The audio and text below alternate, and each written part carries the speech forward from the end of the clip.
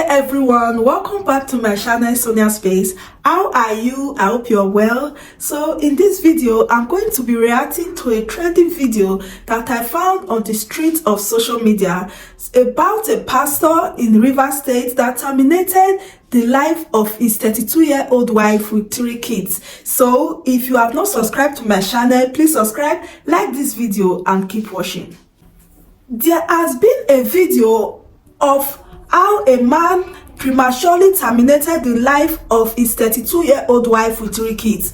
Some have said, is this the way? Some have said, is divorce the only option to this problem? Some have said, they rather divorce and keep their life for their kids. Some have said, till death do us part. So in this video, I'm going to be giving my honest opinion about what I think about this very issue.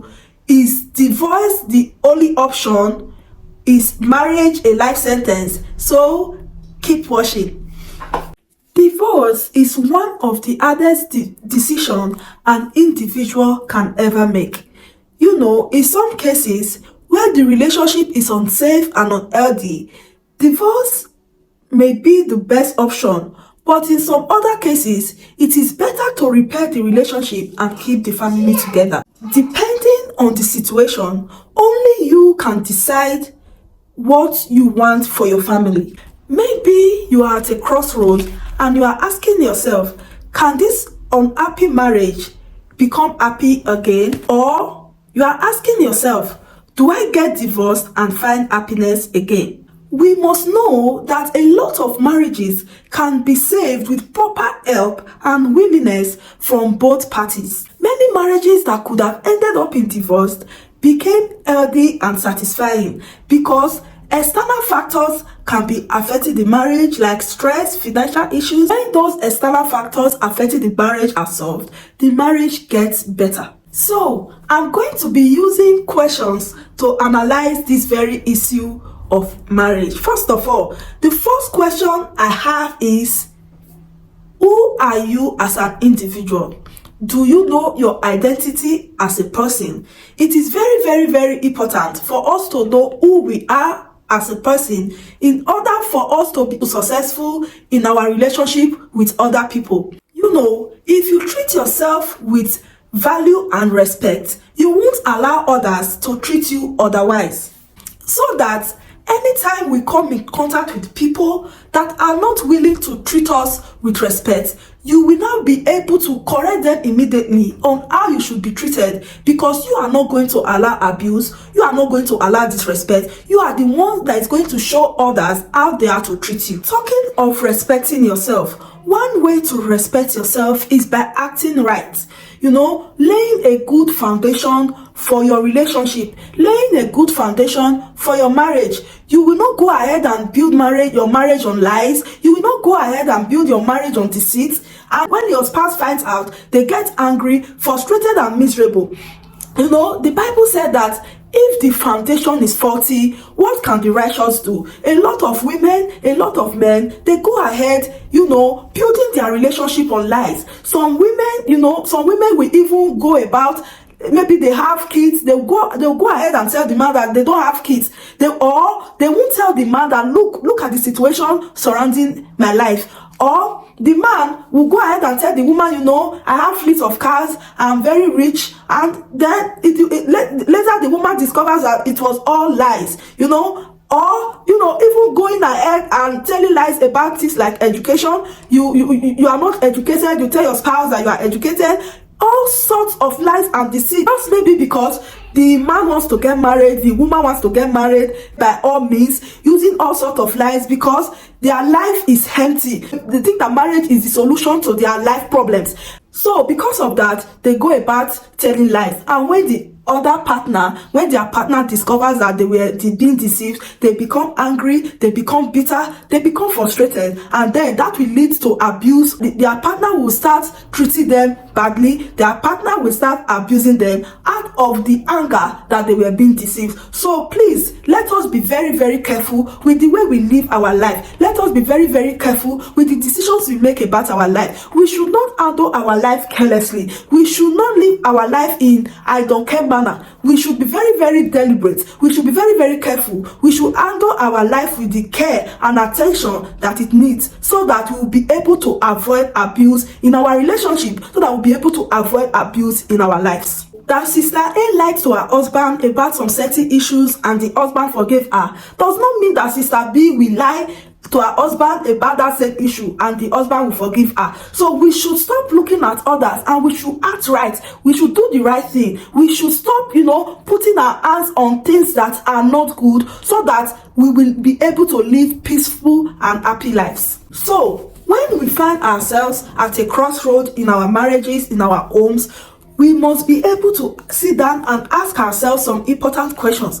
Can this marriage be saved? In my opinion, a marriage can be saved when there is no physical abuse. A marriage can be saved when it is safe. An unsafe and unhealthy marriage has to be considered properly, because a lot of women have lost their precious life to physical abuse, likewise men. To me, the best way to handle an unsafe, unhealthy relationship where the partner is constantly abusing the wife, where the partners are constantly fighting, is to be separated for a while. First, the two partners should go their separate ways. Not divorcing, but separating for a while. And then, if it doesn't get better, then I think they should both get divorced and keep their lives for their children. I know some people will say it is a sin to get divorced, that marriage is for better, for worse, till death do us part. Yes, I agree. But then you have to choose between your life and your marriage. Remember, you also have kids that are there in the family. They are being traumatized, so you have to consider things carefully. I want to ask a question. Would you allow your daughter that have been raised carefully with love to be panel beaten by her husband? Would you watch your daughter gradually, lose herself to frustration? Would you let the colors in your daughter's life gradually fade away without doing nothing because she is being married? Would you let someone terminate the life of your beautiful daughter and your wonderful handsome son? If you have issues with this question, then you should agree with me that life is very, very precious. The Bible says that judgment is mine. That is what God told us. He said he's the one to judge. So I think in this very issue, since God has said that he's the one to judge, he's the one that gave the commandment, then we should let him be the judge of it. Let you and I that are not wearing that shoe and does not know exactly where it ought, let us be more understanding, because a lot of women are losing their life. It is because of societal stigmatization. Remember, judge not so that you will not be judged. We should be very, very careful how we judge others, so that what before others will not before us, and then we will now have to decide, and then you will not decide according to what you are experiencing.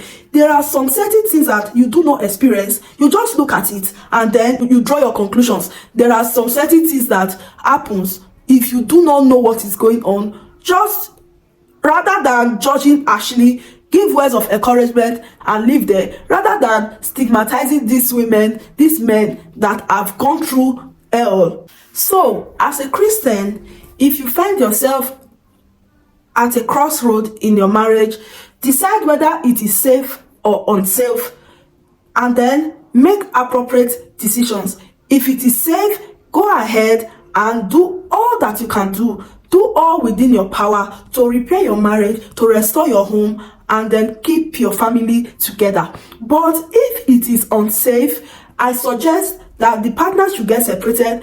I suggest that the woman should pray. If you have prayed about it and the situation remains the same, then I suggest that the partners should get separated for a while, and then the woman can continue to pray wherever she is. She can continue to pray at a distance. What I am against is a woman's life being prematurely terminated, all in the name of marriage. Now, imagine the situation, imagine the trauma for the kids. One is dead, the other one goes to jail. So what about the children? But this can be avoided if these couples, go their separate way and take proper care of their kids. So Wisdom is profitable to direct, and may God help us all. So this is the end of this video. If you learned a thing or two, please subscribe to my channel, like this video, and I'll see you in my next one. Bye bye.